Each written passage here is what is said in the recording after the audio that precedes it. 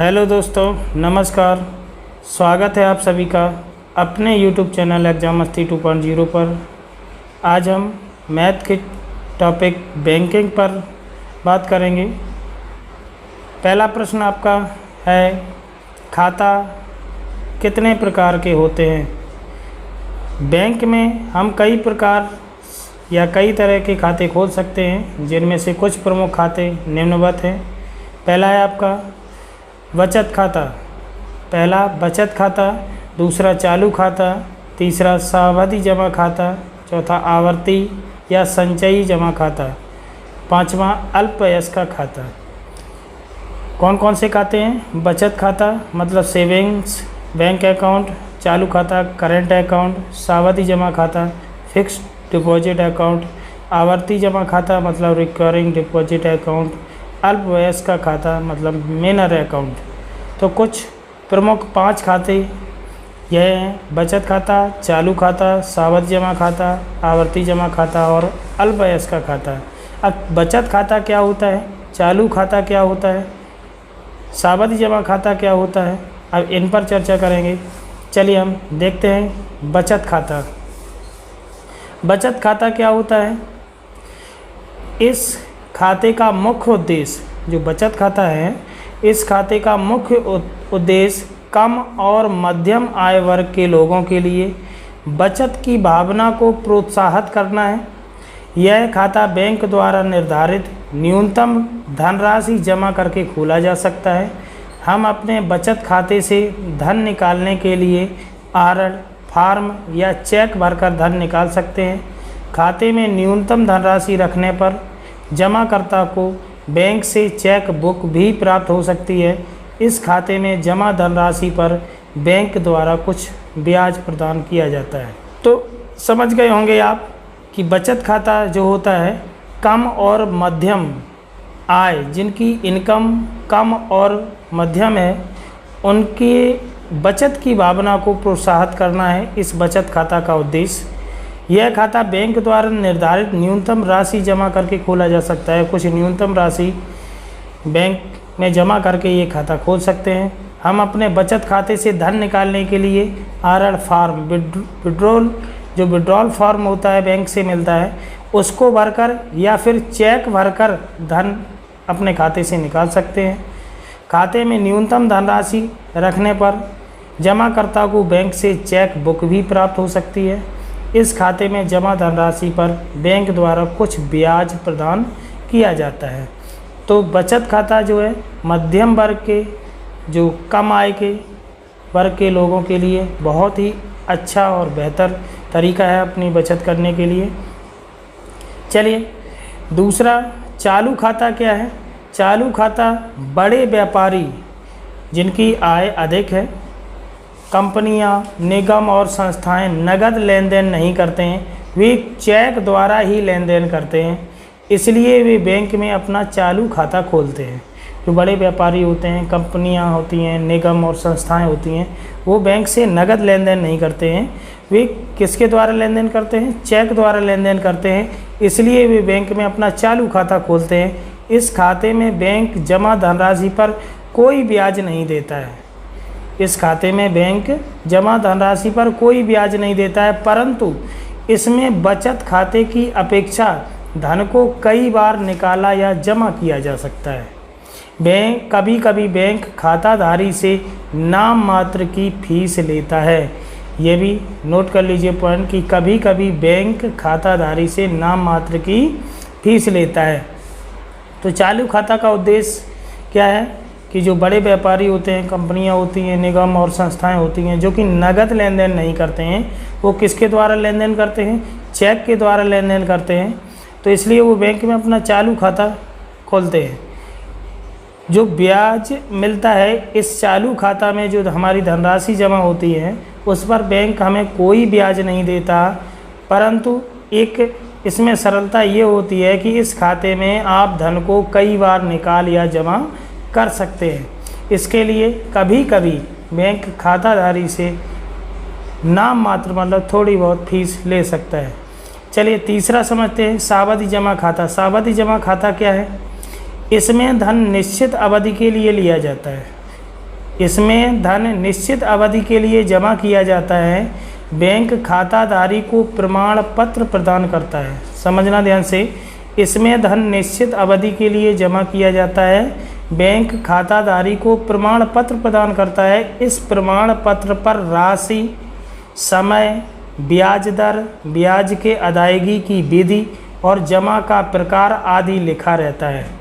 खाताधारी अवधि की समाप्ति पर धन निकालता है। फिर भी खाताधारी की आवश्यकता पर परिपक्वता की अवधि के पूर्व भी ब्याज दर में कटौती कर भुगतान किया जा सकता है। सावधि जमा में ब्याज दर बचत खाते की अपेक्षा अधिक होती है। तो समझ गए होंगे आप कि इसमें धन निश्चित अवधि के लिए जमा किया जाता है, जैसे 7 साल, 8 साल, 10 साल, 15 वर्ष, इस प्रकार से जमा किया जाता है, जिसमें बैंक खाताधारी को एक प्रमाण पत्र देता है।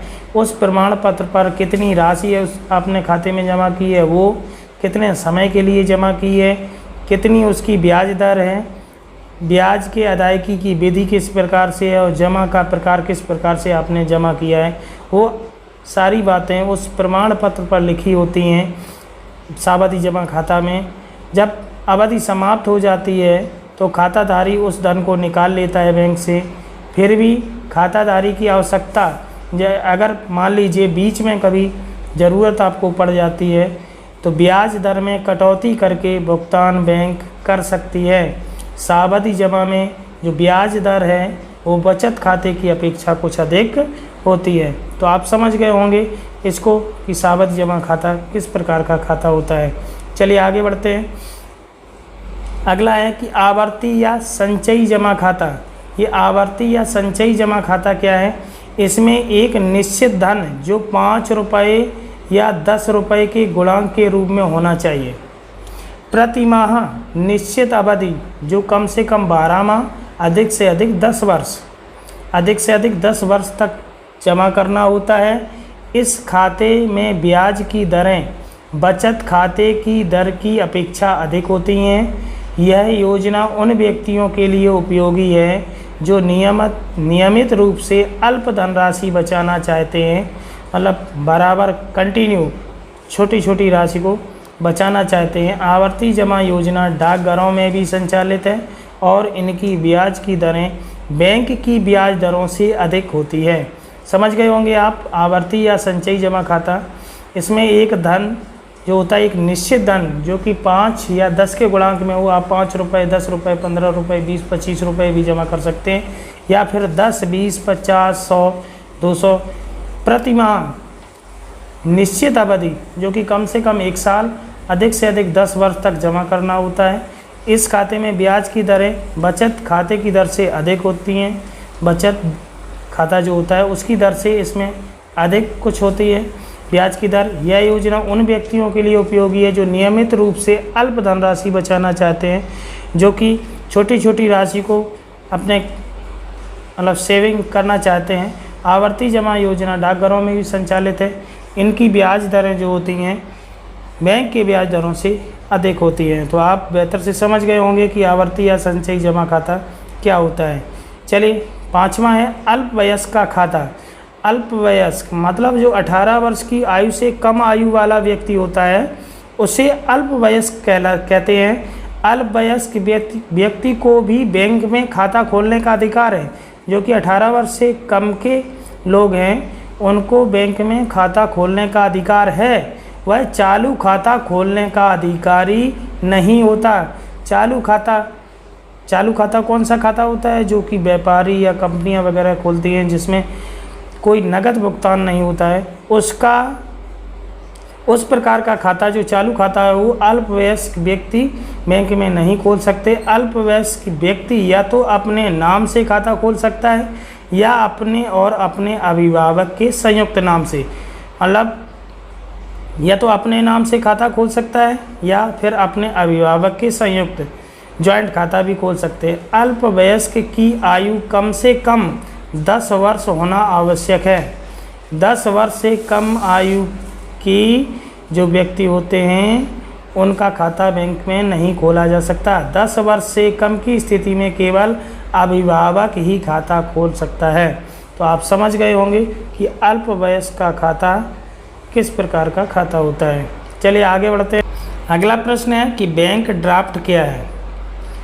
डाकघरों से पत्रों की भांति धन भी एक स्थान से दूसरे स्थान को मनी ऑर्डर पत्र के माध्यम से भेजा जाता है।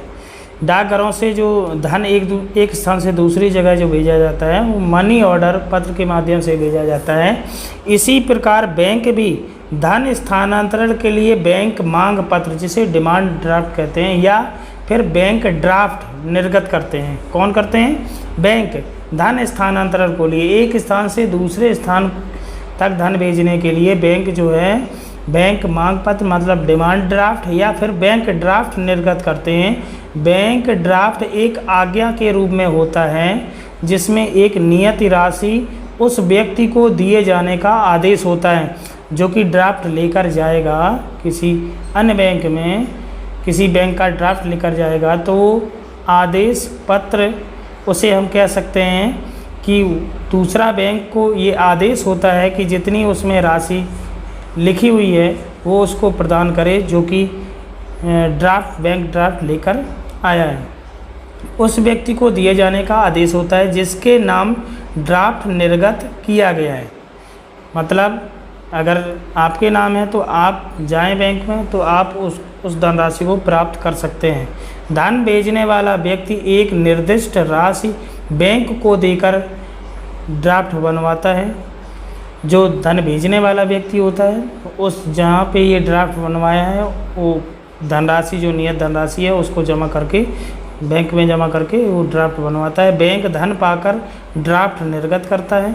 ड्राफ्ट में अधिकृत व्यक्ति अर्थात जिसका नाम बैंक ड्राफ्ट में उल्लिखित हो बैंक की निर्दिष्ट शाखा में ड्राफ्ट प्रस्तुत करता है, साथ ही अपने खाते में डाल देता है।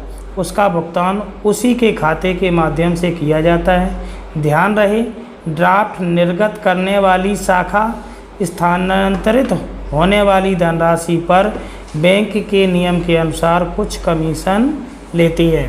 तो आप समझ गए होंगे कि बैंक ड्राफ्ट क्या होता है। चलिए आगे बढ़ते हैं।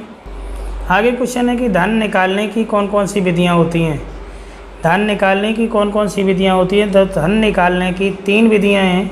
एक तो निकासी फार्म द्वारा जो आरएल फार्म बोला जाता है, निकासी फार्म द्वारा, दूसरा चेक द्वारा, तीसरा एटीएम द्वारा। तो धन 3 प्रकार से निकाला जा सकता है, निकासी फार्म द्वारा, चेक द्वारा, एटीएम द्वारा। जो निकासी फार्म होता है जिसे आहरण फार्म बोलते हैं, बैंक से निःशुल्क मिलता है। ग्राहक फार्म को भलीभांति भरकर बैंक में पासबुक सहित प्रस्तुत करता है। अधिकारी हस्ताक्षर सहित अन्य तथ्यों की मिलान जांच करते हैं। उपयुक्त पाए जाने पर धन ग्राहक को दे दिया जाता है। तो आप समझ गए होंगे कि निकासी फार्म द्वारा किस प्रकार धन निकाला जा सकता है बैंक द्वारा। दूसरा है चेक द्वारा। चेक द्वारा आप कैसे धन निकाल सकते हैं बैंक से कि आहरण प्रपत्र की तरह चेक भी बैंक द्वारा निर्गत एक छपी हुई पर्ची के रूप में होता है। चेकों पर एक संख्या पड़ी होती है यह ग्राहक को 10, 20, 25 या 100 चेकों की पुस्तिका के रूप में दे दी जाती है। बैंक चेक बुक के लिए भी ग्राहक से नकद मूल्य प्राप्त करता है। नकद न मिलने पर खाते से चेक बुक के मूल्य की धनराशि काट ली जाती है। तो आप समझ गए होंगे कि चेक द्वारा भी धन बैंक से निकाला जा सकता है। आगे है कि चेक कितने प्रकार की होती है। आगे समझिएगा कि चेक कितने प्रकार की होती है। तो समझिएगा चेक निम्नलिखित 3 प्रकार के होते हैं। चेक कितने प्रकार के होते हैं? 3 प्रकार के। नंबर 1 वाहक चेक या धारक चेक, दूसरा है आदेशित चेक, तीसरा है रेखांकित चेक। मतलब चेक 3 प्रकार की होती हैं, वाहक चेक या धारक चेक, आदेशित चेक, रेखांकित चेक। वाहक चेक क्या होती है कि यह चेक जिसके नाम होता है वह स्वयं अथवा किसी वाहक के द्वारा उस पर लिखी धनराशि को बैंक से प्राप्त कर सकता है। चेक पर खातेदार का हस्ताक्षर आवश्यक है। एक आदेशित चेक क्या होता है कि इस प्रकार की चेक का भुगतान बैंक मात्र उसी व्यक्ति को करेगा जिसके नाम चेक काटा गया है। रेखांकित चेक क्या होता है? जब चेक के बाएं कोने पर दो तिरछी समांतर रेखाएं खींचकर उनके मध्य CO नॉट नेगोटिएबल अथवा /C पे ओनली लिख देते हैं तो ऐसे चेक को रेखांकित चेक कहते हैं।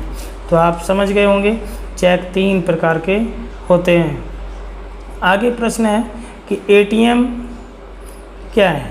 तो ATM मतलब ATM का जो पूरा नाम है automated teller machine. Automated teller machine.